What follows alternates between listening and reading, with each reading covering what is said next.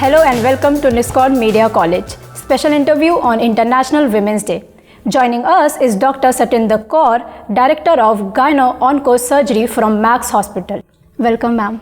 My first question to you is, what are the symptoms of the growth of breast or cervical cancer?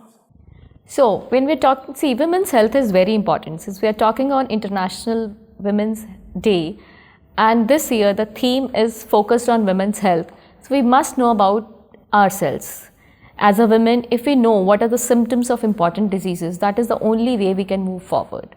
So, that is why it's really important to know about these two most important, most common cancers, that is the breast cancer and the cervical cancer. So your question is very relevant.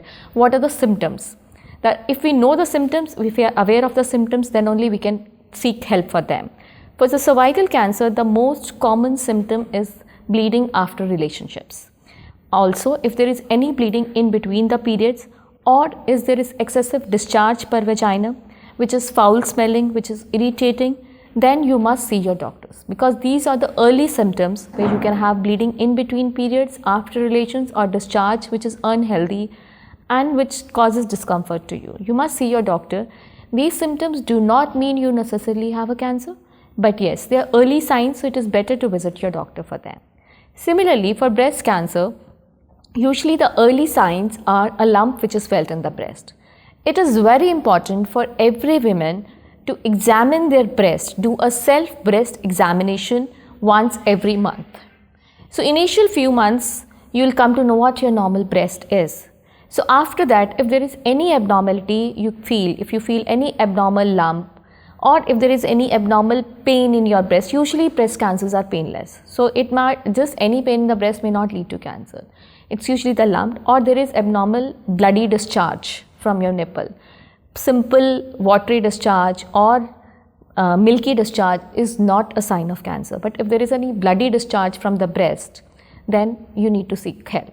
That means any lump or any bloody discharge, you must meet your doctor. A lump can be like in right side in the breast. It can be in the left or right, wherever you feel. So that's what I said, every month you must do a self-breast examination. So females who are menstruating, usually we tell them to do after their periods, immediately after the periods, and those who have had their menopause should fix up one day every month. Any date they can fix, like first Sunday or first of every month, and they must do their breast self-examination. Okay. My next question is, how can we spread awareness about the cancer in our society? So the most important thing to spread awareness is talk about it. That's what we are doing, and that is the most important thing. And we cannot actually, we have to use the power of social media for this. So the first and foremost important thing is talk amongst ourselves. As females, as we must talk to our partners, we must discuss there is a lot of information on the Google about it, but yes, every information is not correct. So we must, if there is any doubt, you must talk to your doctor about it. But there are people from local areas also, but they can't like go to a gynec and... So you talk about it, you cannot go to a gynec, I understand. But you always have healthcare facilities nearby. Even in small cities, like there are A&Ms who can guide you, who are small health workers, are there available even in village settings. So you don't need to go to a specialist doctor, because every time it's not cancer.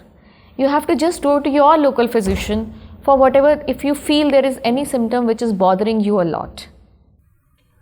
My next question is, what is your view about the necessity of women's health and maintaining a good lifestyle? So women is the pillar of the house and is the pillar of the society.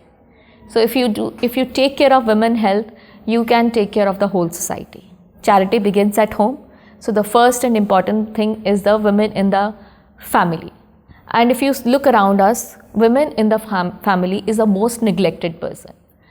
A mother will always take care of her child first, of her husband first. She'll think about herself the last. So as a daughter, as a son, or anybody, you should, as a person, as a human being yourself, you must take care of the other females in your house and take care of yourself. If you are well, your health should be your priority. If you are well, you can take care of anybody.